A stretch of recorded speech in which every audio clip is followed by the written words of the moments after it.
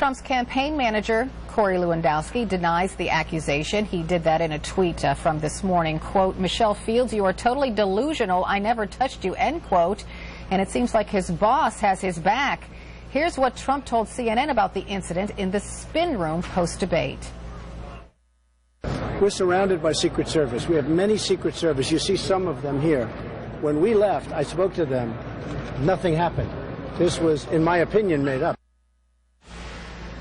But Fields tweeted a picture of the bruise on her arm saying, quote, "I guess these just magically appeared on my arms. So weird." So let's talk about all of this. Joining me now to discuss, Katrina Pearson, national spokeswoman for the Trump campaign.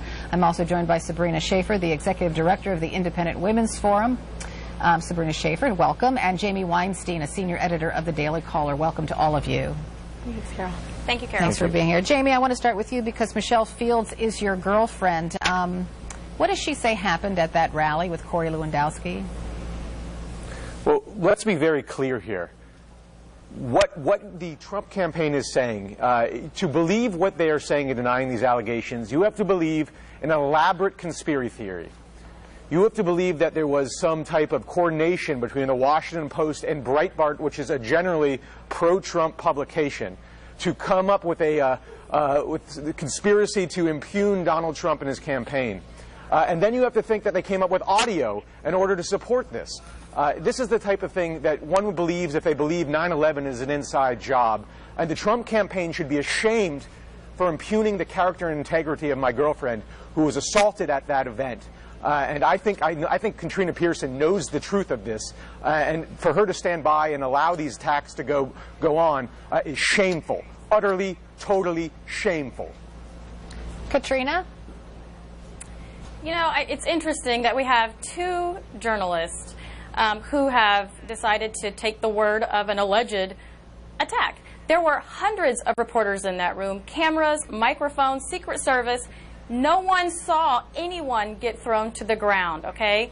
So that's number one. Number two, Corey Lewandowski did not do this. Even the audio shows, allegedly, Corey saying thank you, and the incident happened after the fact. So it did not happen. And yes, that is your girlfriend, and there is a record of similar statements for other people, particularly the Daily Caller. That's disgusting, particularly, Katrina. Even in the past. Maybe I can. No, you it's should not be ashamed. disgusting. This did not happen. You know her, Katrina. You know my girlfriend, and you know what you're saying is a lie. Which is exactly why I do know Michelle, and I think Michelle, and I do believe someone grabbed her. Someone did grab her, but it was not Corey Lewandowski. Everyone knows when the media rushed her. Donald Trump just said no one grabbed her. What's the story, Katrina? What's the story from the Trump line right now? Donald Trump said no one grabbed her, she made it up. Now you're saying that someone did grab her. What's the new conspiracy from the Trump line? Carol, I want to remind you. Wait, everybody stop for just a second. Katrina, you say someone grabbed Ms. Fields. Who was it? If it wasn't Corey Lewandowski, who was it? What I'm saying is Michelle Fields said she was grabbed. Then she was probably grabbed. What I'm saying is it was not Corey Lewandowski. It was not a campaign. The bottom line is it doesn't matter. Michelle was mistreated clearly at a Trump rally. What's concerning is that we've never had some golden era of political civility in America. But I think what people like myself and Jamie and others are recognizing is that there are simply no boundaries left anymore. Right? The fact that we saw, Carol showed us a slew of really disgusting events or incidents at Trump rallies. And I think that's the bigger issue here, right? I run a women's organization. The idea that we wouldn't swiftly condemn any kind of violence against a woman, especially someone who's simply trying to do her job as a reporter, is disgusking to me. And Jamie, it's not like wait. Incident occurred. Wait, I want the authorities. Why not go to the campaign? This was taken to Twitter for crying out loud. I believe Ms. Fields would go to the campaign. No one contacted You sound like what the left always charges the right with, saying like, well, I guess it didn't happen because she didn't go to the police.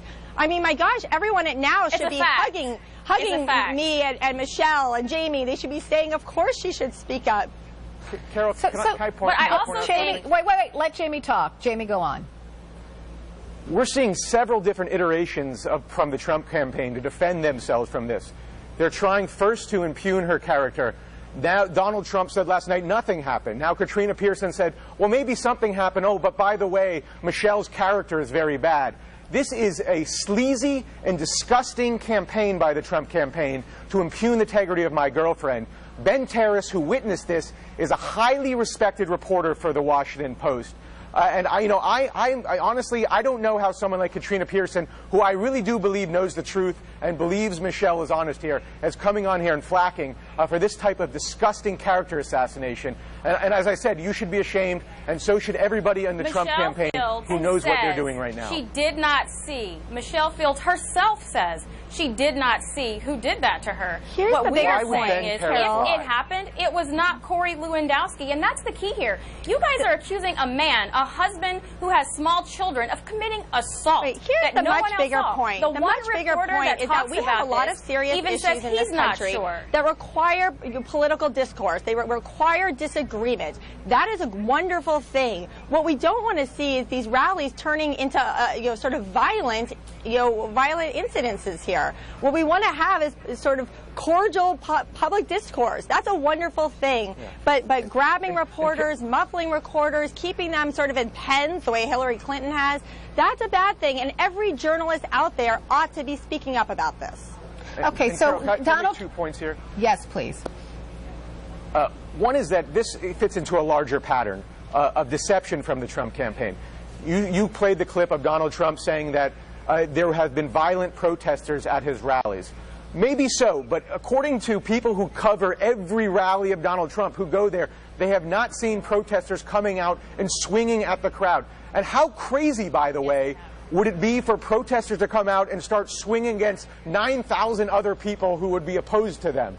That would be insane. So that seems to be another deception by the Trump campaign. No, this is exactly what happens, though. We have liberal protesters who do these kinds of things. And no, you're right. The people that go to these rallies and start... Yes, absolutely. It has happened. And there is video on... When are you going to lay out the incidents of this happening? There are people that show up to these rallies. They throw themselves on the floor. I don't understand. If you are a Trump supporter, that's a fine thing. But you don't want these to devolve into sort of comical, ridiculous rodeos. You want this to be a serious place where you can have real conversation about serious issues, from immigration to Social Security to economic growth and job creation. You don't want this to be a distraction. If you work on the Trump campaign, I would think you would want to swiftly condemn this and move on to substantive conversations. Which is exactly what Mr. Trump continues to do. I would like to ask Katrina. I would like to respond to that question. I would like to respond to that statement. Okay, wait. Can you let us know when the police reports filed from Trump rallies of protesters knocking people from the beginning? And he tells them from the beginning to handle them nicely. Do not be mean to them. You cannot control what people do. The liberals have paid protesters that have done this in the past. And if you think whoever comes out of the general election, that the liberal protesters are going to be nice and are going to follow the rules, and you're dead wrong. Mr. Trump has condemned these types of attacks. He does not promote them. All right, I got to end it there, guys. I got to end it there. Thank you all for joining me. I'll be right back. The future belongs to the fast. And to help you accelerate, we've created a new company. One totally focused on what's next for your business. A true partnership where people, technology, and ideas push everyone forward. Accelerating innovation. Accelerating transformation. Accelerating next. Hewlett-Packard Enterprise. Your journey was first measured in moments, then months, then milestones. And every step along the way, you found your stride, your style, and your strength. At Zulily, we understand how important the little moments of a mom's life are, because moms are at the heart of what we do, and we're with you every step of the way. Find great deals, inspiration, and something new to celebrate, always at amazing prices. Shop Zulily.com. I'm Chris Bosch. When I was sidelined with blood clots in my lung, it was serious. Fortunately, my doctor had a game plan. Treatment with Xarelto. Hey, guys. Hey, finally somebody I can look up to. Besides Arnie. Xarelto is proven to treat and help reduce the risk of DVT and PE blood clots. Xarelto is also proven to reduce the risk of stroke in people with AFib not caused by a heart valve problem. For people with AFib currently well managed on warfarin, there is limited information on how Xarelto and warfarin compare in reducing the risk of stroke. You know, I tried warfarin, but the blood testing and dietary restrictions... Don't get me started on that. I didn't have to. We started on Xarelto. Nice pass.